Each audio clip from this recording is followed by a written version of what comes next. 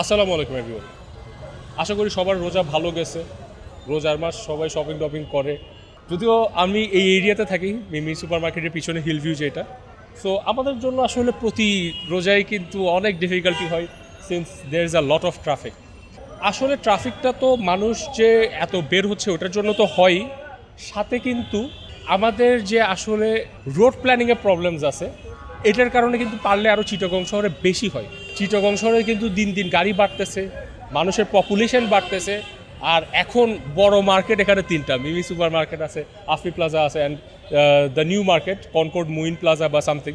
So let's say for example আপনি গোলপাহাড় থেকে ওয়াসার দিকে যাবেন বা এদিকে কোথাও যাবেন, আমাদের লেফট সাইডের যে লেনটা এটা এত চিপা বা ন্যারো যে একটা ট্রাক কিন্তু যাইতে ডিফিকাল্টি হবে। অলরেডি কিন্তু এখানে দেখতে পাচ্ছেন আমার পিছনে অনেকগুলো বিজনেসেস আছে, রোজা উপলক্ষে হয়তো অনেকে বিজনেস সেট আপ করছে, which is good.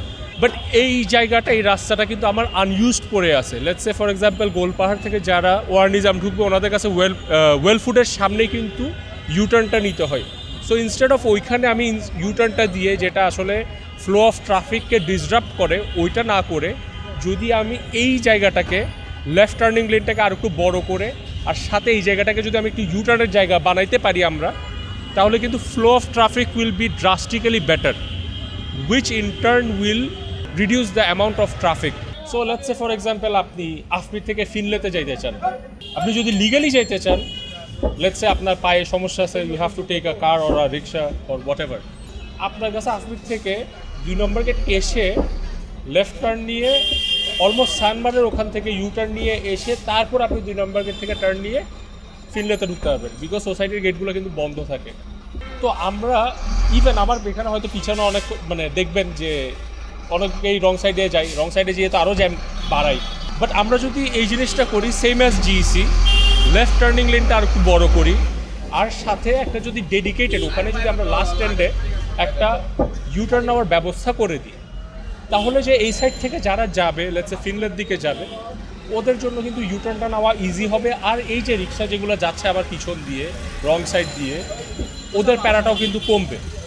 I personally thank যে আমাদের যারা ভলেন্টিয়ার্স হিসাবে কাজ করতেছে ট্রাফিকের সাথে, স্পেশালি রোজার মাসে প্রতি বছরই কাজ করে, ওরা নিজেদের রোজা বাদ দিয়ে ওরা দেশের জন্য কাজ করতেছে, I really thank them. But এই স্ট্রেসগুলো না কোনো আসলে দরকার নেই। আমরা যদি একটু বেটার রোড প্ল্যানিং করি, আমাদের আসলে ম্যাক্সিমাম ট্রাফিক ফ্লোয়ের যে প্রবলেমগুলো ওগুলো কিন্তু সলভ হয়ে যাবে। হ্যাঁ, ট্রাফিক ডেন্সিটি হয়তো রোজায় বাড়তি থাকবে, ইটস অবভিয়াস, কারণ আমরা সবাই বের হই রোজায় শপিং করতে। বাট অ্যাটলিস্ট কিছুটুকু যদি আমরা রাস্তায় স্ট্রেস কমাইতে পারি, আমাদের তেল কম খরচ হবে, আমাদের ইলেকট্রিসিটি কম ইউজ হবে, ওভারঅল মোটামুটি কিন্তু আমাদের সবারই লাভ হবে। সো ইনশাল্লাহ আই হোপ এইটার দায়িত্বে যারাই আছে ওনারা এটা দেখবে, দেখে আমার সাজেশনসগুলো নিবে, আর অন্য জায়গায় যদি সাজেশনস লাগে I am happy to help. Thank you very much for watching. আসসালামু আলাইকুম।